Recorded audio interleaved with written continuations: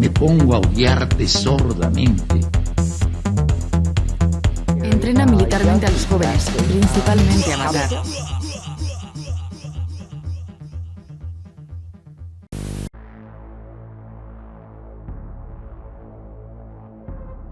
Miguel Alemán Valdés, el primer cachorro de la revolución, era un fiel creyente del espiritismo. Mientras se desempeñaba como secretario de Gobernación, acudía a las sesiones organizadas por Rafael Álvarez y Álvarez, ex senador por Michoacán. De acuerdo con las actas de las sesiones espiritistas del Instituto Mexicano de Investigaciones Psíquicas, cuando el político veracruzano era el responsable de la política interna durante el sexenio de Manuel Ávila Camacho, coincidió en una de estas reuniones con el general Plutarco Elías Calles. El licenciado Alemán, que para entonces ya había sido diputado, senador y gobernador de Veracruz, formó parte de una cadena de 23 personas que participaron en la sesión del 20 de agosto de 1942, en las que también estuvo presente el rector de la Universidad Nacional Autónoma de México. Como en todas las asambleas previas, el médium Luis Martínez empezó el acto a las 9 de la noche, momento desde el que comenzaron las manifestaciones sobrenaturales que duraron 3 horas más. Los espíritus jugaron con la mascada de Miguel Alemán, quien tenía la responsabilidad de comprobar que no había trucos. Esa noche,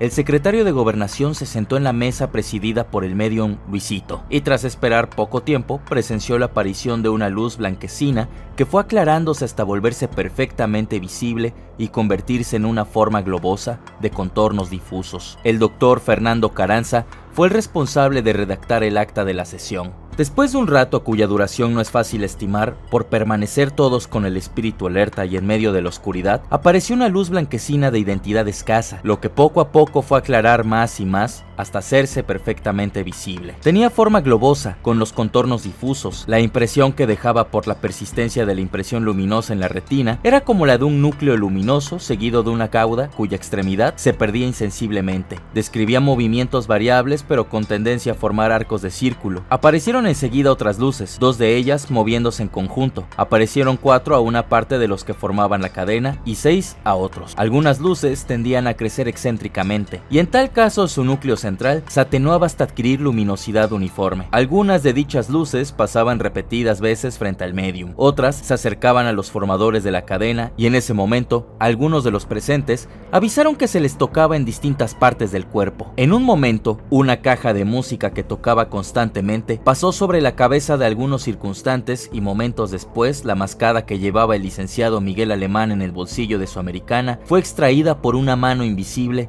y depositada en las manos del licenciado Ezequiel Padilla. Se oyó tocar la campana suspendida del techo y ruidos diversos provocados por los diversos juguetes colocados en el suelo. El fenómeno más interesante fue la aparición de una luminosidad intensa que daba la idea de un hombre cubierto con un manto o albornoz, pero sin que fuera posible definir las facciones de su cara, que parecía como si estuviera en la sombra que le formaba la clámide. Esta luminosidad se detuvo delante de varias personas, y entre otras de los señores, general Calles, doctor Carranza, licenciado Padilla y licenciado Alemán. Los fenómenos se fueron atenuando hasta desaparecer. Se suspendió la sesión en vista de que el medium daba francas señales de fatiga. La sesión terminó a las 0:24 del día 21 de agosto. Se hace constar que las puertas que dan acceso al salón fueron alambradas, después de cerradas por los licenciados Padilla y Alemán, comprobando los mismos señores que al terminarse la sesión no habían sido tocados los alambres. Esta es la única constancia que existe de la participación de Miguel Alemán en las sesiones espiritistas del IMIS. Su trabajo como secretario de Gobernación le impedía participar en estos actos condenados por la Iglesia. No obstante, el hijo predilecto de Soyula no se alejó de los brujos de su estado, Veracruz, instaurando la tradición de que todos los candidatos y presidentes de la República habrían de acudir a Catemaco para consultar sobre su futuro. En 1946, Miguel Alemán ganó la presidencia de la República después de que falleciera su oponente principal, Maximiliano Ávila Camacho, hermano del presidente en turno. El veracruzano se encumbró así a la silla presidencial, rompiendo la cadena de generales que hasta entonces habían sido elegidos para la primera magistratura. Con Miguel Alemán, el país pretendió entrar en la modernidad. Se construyó la ciudad universitaria, las escuelas nacional de maestros, naval de Veracruz y de aviación militar de Zapopan. Las mujeres consiguieron el derecho al voto en elecciones municipales y Acapulco se convirtió en centro turístico mundial. El desarrollo económico permitió el crecimiento de la clase media y de la clase alta, que dirigieron la mirada hacia Estados Unidos con el objetivo de, algún día, vivir como ellos. Fue la época en que se disparó el consumo de automóviles, lavadoras, planchas, estufas, ropa, herramientas, la época en que el whisky sustituyó al tequila, lo que parecía una señal inequívoca de nuestra entrada a la modernidad, que durante el gobierno de Alemán se respiraba por todas las ciudades. Mientras tanto, Catemaco cobraba fama como ciudad de brujos, como centro predilecto de los hombres del poder, quienes anhelaban conocer el futuro. Los políticos más poderosos y ambiciosos iban hasta esa ciudad para hacerse de buena suerte, éxito, fortuna y para repeler a los enemigos. Como buen veracruzano, el presidente alemán conocía los antecedentes del lugar, así como los de San Andrés Tuxtla, donde muchos años antes se había desarrollado el uso de hierbas medicinales descubiertas sobre un terreno fértil y húmedo. La geografía bocosa tropical de la región de los Tuxtlas obligó a los lugareños a desarrollar la herbolaria para fines curativos y, con el paso del tiempo, en torno a los curanderos se crearon diferentes mitos, al igual que había sucedido con Catemaco,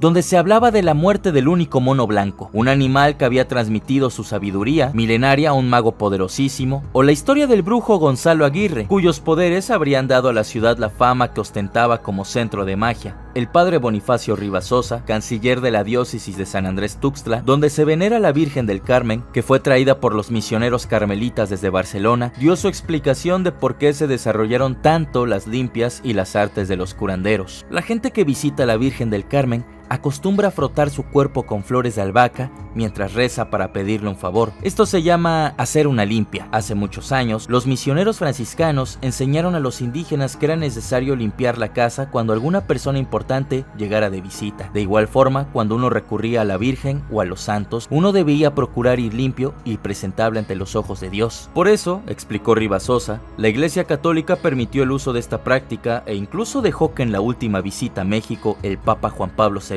recibiera una limpia con flores de albahaca. El cruce de mitos, tradiciones y costumbres hizo que a partir de la década de 1970 Catemaco se convirtiera en la capital de los brujos, hechiceros y curanderos. Hasta ahí acudieron siempre los últimos presidentes del PRI. José López Portillo, junto con su hermana Margarita, eran asiduos clientes del brujo Chagalá. Miguel de la Madrid, Carlos Salinas de Gortari y Ernesto Zedillo Ponce de León, todos tenían a su brujo de cabecera. Tito Huexpal Ceba, alias el Poder del Tigre, y Gilberto Rodríguez Pereira, alias el Diabólico, aseguran haber hecho trabajos de protección a los últimos 3 presidentes del PRI y a Vicente Fox, mientras que Francisco Juárez, quien ha servido como recadero de uno de los brujos mayores, sostiene que los principales políticos priistas veracruzanos como el gobernador Fidel Herrera y los exmandatarios Miguel Alemán Velasco, Patricio Chirinos y Dante Delgado cuentan con un chamán de cabecera que los asesora y protege. A este grupo de brujos que habita en la región de los Tuxtla se les conoce como los asesores presidenciales. Junto con el poder, la brujería se ha institucionalizado. Cada año, desde el año 2000, en las orillas de la laguna de Catemaco durante los primeros días de marzo, se realiza el Congreso Nacional de Brujería. En alguno de estos encuentros se ha llegado a contabilizar hasta 230 brujos y curanderos, quienes durante 3 días se dedican a atender a cerca de 15,000 asistentes, a quienes les hacen limpias, les leen las cartas y les adivinan la suerte. Lo que en algún tiempo fue un próspero negocio del que se beneficiaban todos los brujos, ha sido afectado por un factor terrenal que impactó negativamente en el número de asistentes a Catemaco. Con la derrota del PRI en las elecciones del 2000, la creencia en los poderes de los brujos de Catemaco ha disminuido considerablemente, sobre todo luego que el brujo mayor Tito Huexpal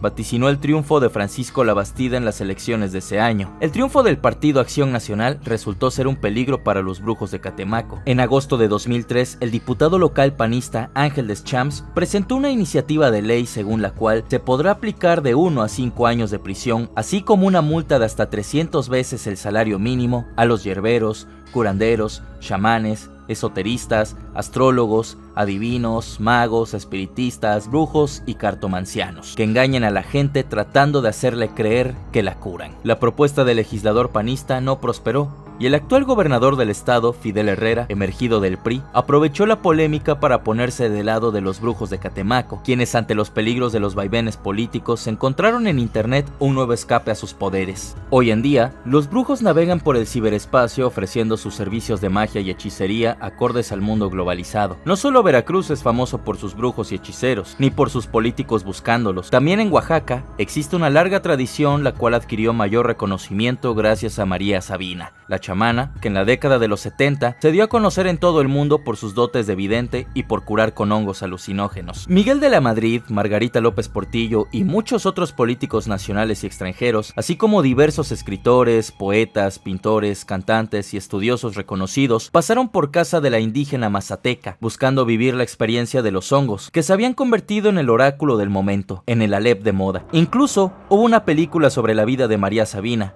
ordenada por Margarita López Portillo, entonces directora de radio, televisión y cinematografía. El filme, que se llamó María Sabina, Mujer Espíritu, fue dirigido por Nicolás Echevarría y estrenado el 5 de julio de 1979. Sobra decir que la fama nunca llegó a reflejarse en la economía de la indígena oaxaqueña, quien al final de su vida murió pobre, explotada por las celebridades políticas y artísticas, en medio de una pelea familiar en la que sus herederos se disputaban las regalías de su nombre. Este fue un video más en su canal Gaps Lifestyle, continuando con el libro de José Gil Olmos, Los Brujos del Poder, el ocultismo en la política mexicana.